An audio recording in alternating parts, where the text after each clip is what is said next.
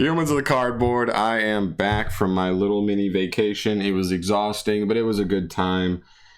Let's cover some cards. We got Dimension Force final reveals here. I think we have like 10 cards that we got all at once, like the day before yesterday or something. And then today we got, or not today, 3 days ago, we got Alba-Lenatus, the Abyssal Dragon, a new Alba card, Alba-Lenatus card, which is pretty schnasty. So let's cover this guy first because we know he's going to be good because it's an Albaz card. All the Albaz stuff seems to be good nowadays. Anyway, starting off here, obviously the name, Alba-Lenatus, the Abyssal Dragon. His artwork looks awesome, by the way. I really dig his artwork, and I'm not even a big dragon guy. Anyway, he is a level 8 Dark Dragon Fusion, of course, 25-25 for the stats, so very solid there. And his materials are, as very importantly, Fallen of Albaz. That's actually really good because there are some things that need to have Albaz as a fusion material to work. And a dragon monster. Interesting. So you have some other generic Albaz fusion. This one is still generic because dragons are pretty popular. There's a lot of generic extra deck cards that are dragons. A lot of, and then just like stuff like Dragon Link, Dragon Maid, like solid, you know, dragon decks floating around the metagame as well. But anyway, this card cannot be used as fusion material. That's interesting to note. Must either be fusion summoned or special summoned from your extra deck by sending the above cards from either player's monster zone to the graveyard. That is crazy. We can send these from either player's field to the graveyard. That's so crazy. So ideally your opponent's not really going to have Fallen of Albaz on their field, but it means if you can just put your own Fallen of Albaz on the field and your opponent has a dragon, you can just essentially contact fuse them into this guy, which is really good.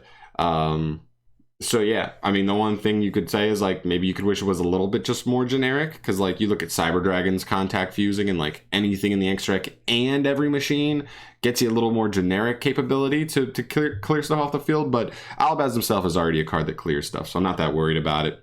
Anyway, this card's main effects are that this card can make a number of attacks on monsters each battle phase up to the number of materials used. So that's going to be at least 2 attacks on monsters, which is pretty good at just clearing the field altogether. I mean, you could contact fuse a dragon from your opponent's side and then still go bang bang over 2 more monsters. I like that. And the second effect, once per turn during the end phase, if this card is in the graveyard because it was sent there this turn, you can add a Polymerization normal spell or Fusion normal spell from your deck to the hand. That is another huge aspect of this card, for sure. That recovery is so good, which I really like. So just being able to grab the new Albaz Fusion card, we know how powerful that is. Red Eyes Fusion, Fusion Destiny, all that stuff applies here for the time being, and that's really strong. The only thing I would say about his second effect is he can't be used as fusion material. So if he can't be used as fusion material, how are you getting this guy into grave aside from leaving him on the field and hoping your opponent clears him, or maybe doing something like playing Gravity Controller and you're summoning this guy to the extra monster zone so you can just clear him whenever you want and then guarantee yourself that search on the end phase for follow-up. I don't know, just some things to think about, but I do think overall this is a nice piece for them, gives them a cool contact fusion mechanic, especially if that becomes super popular or we ban Destiny Fusion so everybody goes back to Red Eyes, Dragoon and stuff like that. We have now like an insane way to clear that.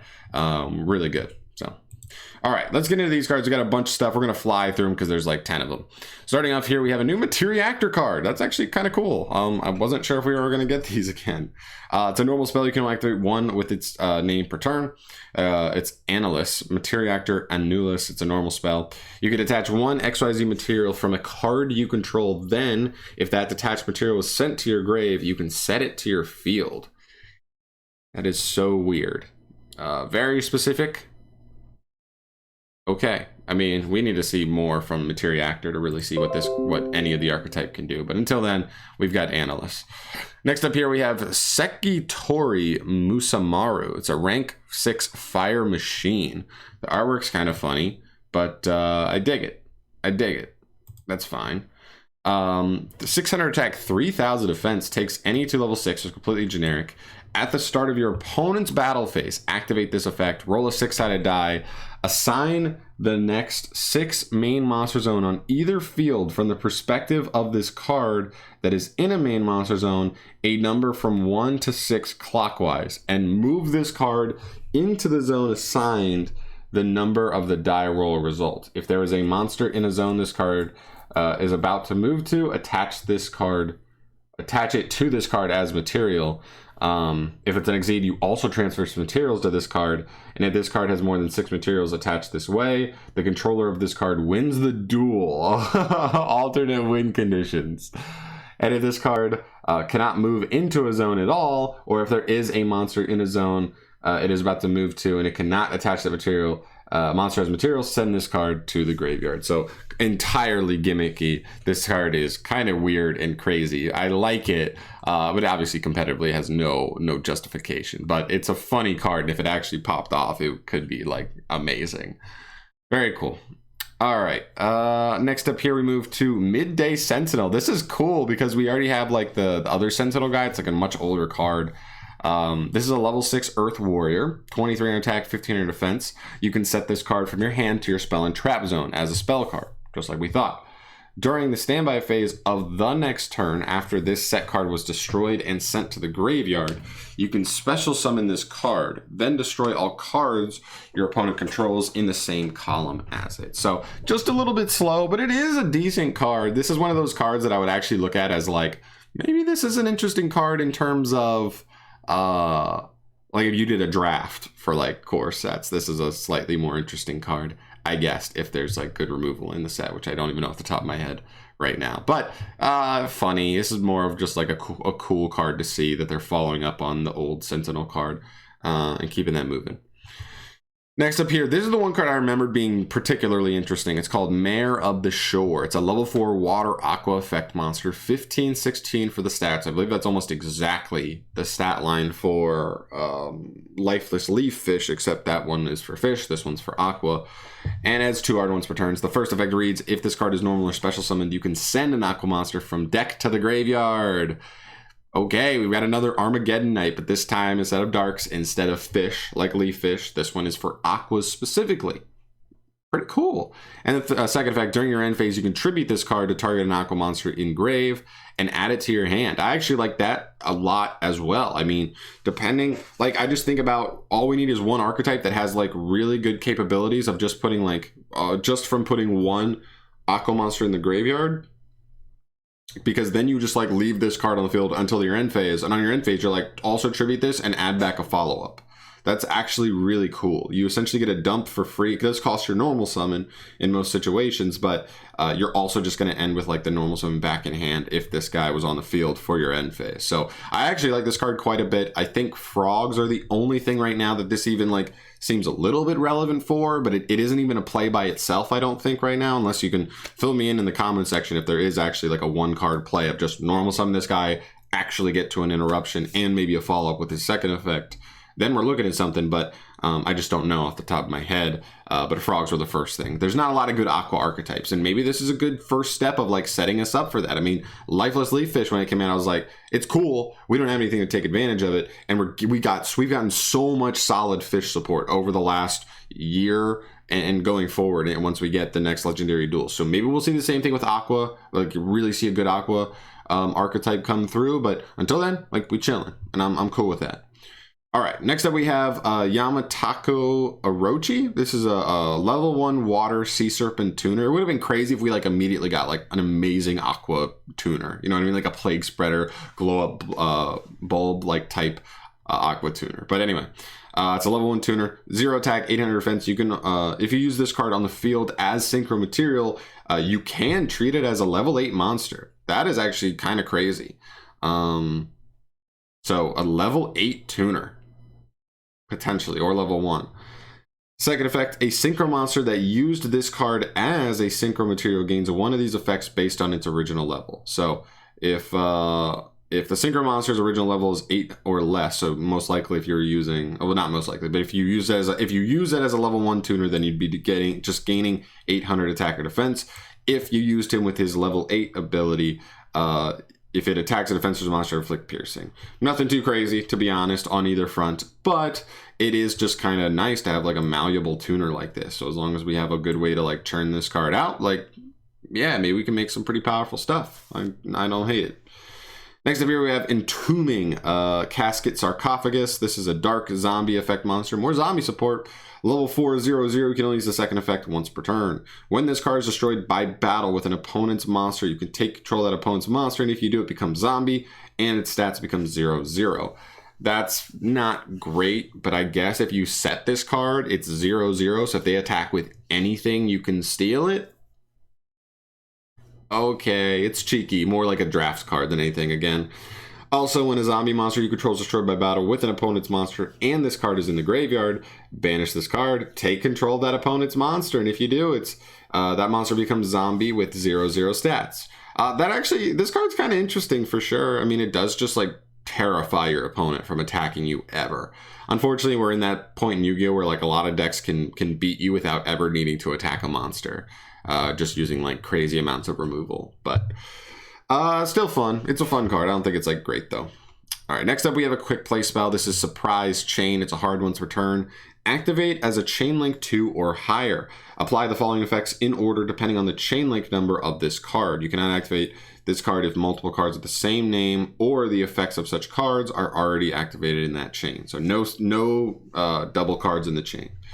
If it's chain link 2, excavate a number of cards from the top of your deck equal to this card's chain link number and place them on top of your deck in any order. Okay, you don't draw, you don't get to pick one add to hand, you just get to restack the thing.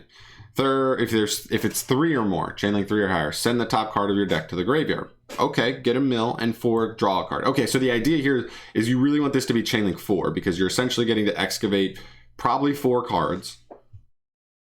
Like pick one that you want to draw and put that, I guess, second on the second to the top. One that you want to mill, which you put on the top because you go excavate, mill, then draw. So you want to do the mill as the top card, the draw as the second to the top.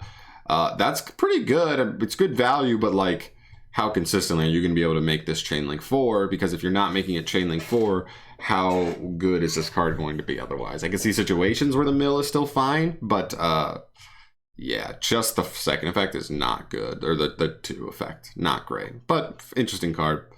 Next up here we have Dream Pillow Parasomnia. Okay, equip spell card.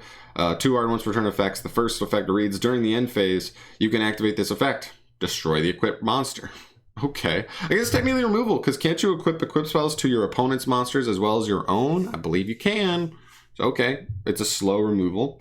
If this card is sent to the graveyard as a result of the equipped monster being destroyed, like in that first effect, you can special summon a Parasomnia token with the same original type, attribute, and attack as that monster this card was equipped to, then equip this card to that token. Okay, I mean, not the worst thing in the world. I could almost see a world where, like, for something like Infernoble, maybe this card just, like, maybe they like have trouble with removal, but this gives them like a little bit of extra access to like monster removal just by milling it and adding it back and just being like, boom, I don't even have to get to a boss monster to remove something. I can just equip this and pop it on the end phase. It's kind of funny. Also, it has like some like further giving you tokens and letting you grind it out from that point. Like, it's kind of cool. All right, interesting. Next up here, we have Pawn Shop Ledger Book. This is a normal trap card. You can target up to 2 monsters your opponent controls, banish them until the end phase, then your opponent gains 1,000 life points for each card removed from the field by this effect.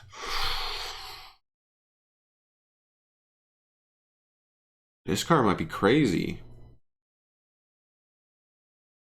This card might actually be crazy. Target 2 monsters, banish them. It is till the end phase, but Farfa's good. That might be good enough to be played. That's an interesting one for sure. And the last card we have here is Vivid Tail. This is a normal trap as well. The first and second effects, you can only use 1 effect per turn and only once that turn, so you can't use both in the same turn. The first effect reads, target 1 card you control, return to the hand. If this card is in your graveyard, you can target 1 face-up card you control. Set this card on your field, but banish it if it leaves the field, and if you do, return that face-up card to the hand. You cannot activate cards or effects with the same name as that card returned for the rest of the turn. So it's just all about like adding stuff back to your hand. I mean, it's cool that it like adds anything. So like, I don't know if it's a deck that has a searching field spell. You go activate the field spell to search on your opponent's turn, bounce that card back to hand, so it's guaranteeing you follow up, but you're using an extra resource to do that. If it like if it said like target a card you control and a card your opponent controls and return to the hand, then maybe I'm in, because then maybe I'm looking at a really interesting compulse type variant. But I think because it's only anything you control, it isn't doing anything to your opponent, and as a trap card, it's way too slow. and stuff like that. So unfortunately, I think this misses the mark for me. But I would say overall, the most interesting cards today are definitely the Alba's Fusion, the new guy, this card, Pawn Shop Ledger Book, pretty much double Farfa. And I'd probably say this guy right here, Mayor of the Shore. Probably not great just yet, but again, Leafless didn't seem good, and now once we get the next shark stuff, he actually might be legitimately like one of your better normal summons aside from Buzzsaw. And this is like the same thing. As long as if we just get like one graveyard centric Aqua archetype, we are in this bitch. So we'll see how we go. Let me know any of your other thoughts about any of these cards down below. Happy to be back. Definitely got more videos coming and stuff. I love you guys. Thanks for watching. Subscribe if you haven't, you want to see more stuff down the line, and I'll see you in the next one. Peace.